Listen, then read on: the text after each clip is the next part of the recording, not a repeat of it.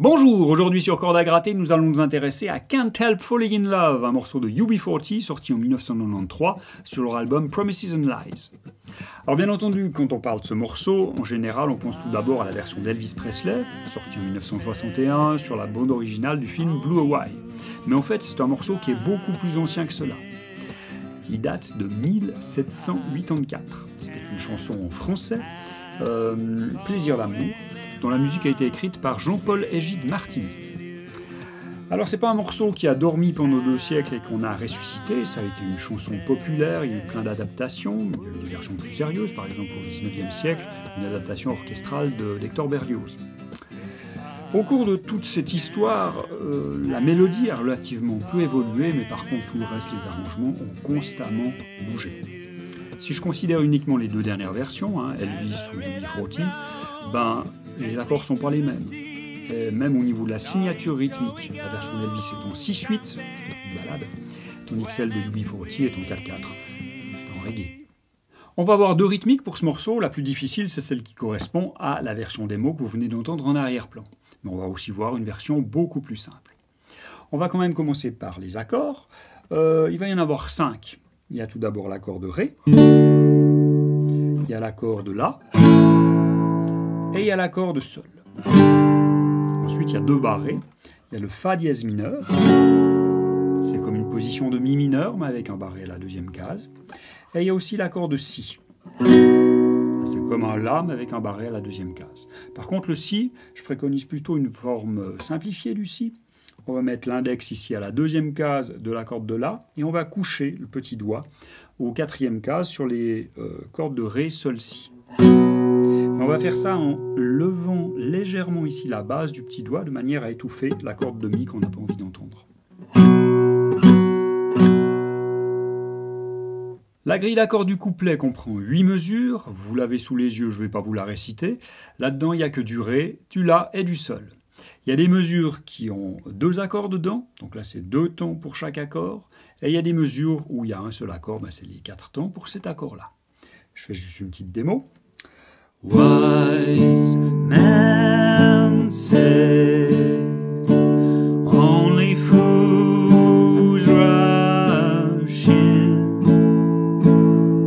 but I can't help falling in love with you. Deuxième et dernière partie du morceau, c'est le refrain. C'est une séquence de 5 mesures. La première, c'est une demi-mesure de Fa dièse mineur et une demi-mesure de Si. Idem pour la 2e et la 3e. La 4e, c'est une mesure de Sol et la 5e, une mesure de La. Ça va donner ceci. And the river flows gently to the sea. Darling, so we go. Some things were meant to be. Take. Retour au couplet. Alors passons maintenant au côté rythmique. Premier rythmique, on va étouffer les cordes ici. Et on va placer la tranche de la main juste au-dessus du chevalet, 1 centimètre au-dessus à peu près. Et on va mettre le pouce et l'index comme ceci, de manière à faire des mouvements d'aller-retour sur des cordes comme ceci. Tout en étouffant avec la tranche de la main. Au bas, au bas, au bas.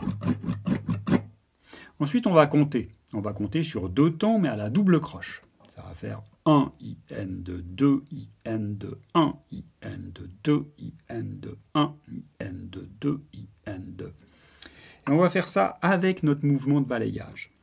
1 IN de 2 IN de 1 IN de 2 IN de 1 IN de 2 IN de. Ensuite, on va spécialiser ce qui se passe sur le premier temps et le 2e temps. Sur le premier temps, on va jouer généralement à la base de l'accord. Donc là, on va frapper plutôt les cordes graves en descendant sur le premier temps. Et sur le 2e temps, on va frapper très fort les cordes aiguës tout en les étouffant également. C'est le tchak, comme ceci. On frappe plus fort et on étouffe. Je vais faire ça en même temps que mon comptage sur 2 temps. 1, IN de 2, IN de 1, IN de 2,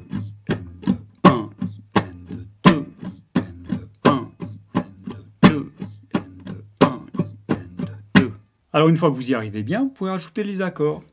Wise man said, only fools rush in.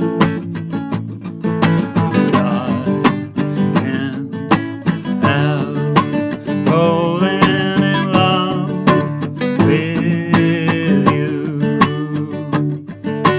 On en arrive à la deuxième rythmique où on va chercher à avoir une grosse caisse et une caisse claire. Et on va faire ça avec une rythmique flamenco qui va donner ceci.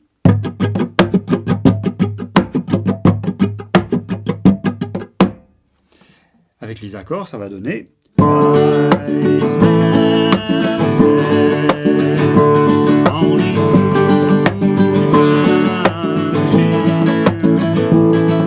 Alors comment est-ce qu'on fait ça? On est toujours sur un cycle de 2 temps, on double croche. Donc on a 8 doubles croches, ça va nous faire une rythmique en 8 mouvements. Le plus difficile, c'est le premier mouvement, parce qu'on va faire en même temps la grosse caisse et la basse. Donc la grosse caisse, on va l'obtenir en frappant la caisse de la guitare ici. Alors il faut chercher le bon endroit, hein. Ça peut être plus ou moins vers le chevalet, je ne sais pas, ça dépend vraiment de la guitare. Après, on peut frapper avec 4 doigts, 3 doigts, 2 doigts, 1 doigt. C'est à vous de voir, hein, c'est personnel. La grosse difficulté, ça va être de faire ce mouvement ici, où on frappe la caisse, ici, en même temps qu'on va jouer la basse de l'accord. Donc pour jouer la basse, on va le faire avec le pouce, et ici, on va pincer. Donc, en même temps, on descend ici, puis là, il faut choper les cordes en même temps.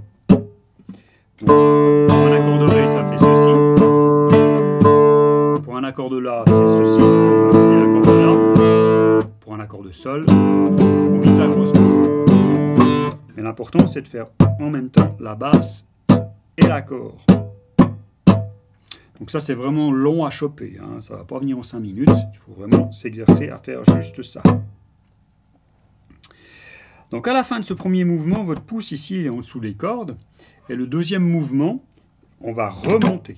On va remonter ici un mouvement rotatif et l'index va accompagner le pouce en remontant. C'est le pouce qui gratte, l'index l'accompagne. Troisième mouvement, c'est l'index qui va gratter lui en descendant et le pouce l'accompagne. Quatrième mouvement, le pouce remonte. Là, l'index il reste par là. Donc ça va faire 1, 2, 3, 4. 1, 2, 3, 4. 1, 2, 3, 4. 1, 2, 3, 4. 1, 2, 3, 4. 1, 2, 3, 4. Ensuite, cinquième mouvement, on tape. C'est la caisse claire. Donc là, il faut aussi chercher la bonne zone pour que ça sonne bien sur votre guitare. Sixième mouvement, l'index, ici, remonte, hein, en prenant les cordes avec lui. Il gratte ici. Septième mouvement, l'index redescend. Et il gratte ici en descendant. Et huitième mouvement, c'est le pouce qui remonte. On va faire 5, 6, l'index monte, 7, l'index descend, 8, le pouce monte. 5, 6, 7, 8. 5, 6, 7, 8. Donc globalement, ça va faire 1, 2, 3, 4, 5, 6, 7, 8. 1, 2, 3, 4, 5, 6, 7, 8. 1, 2, 3, 4, 5, 6, 7, 8. 1, 2, 3, 4, 5, 6, 7, 8.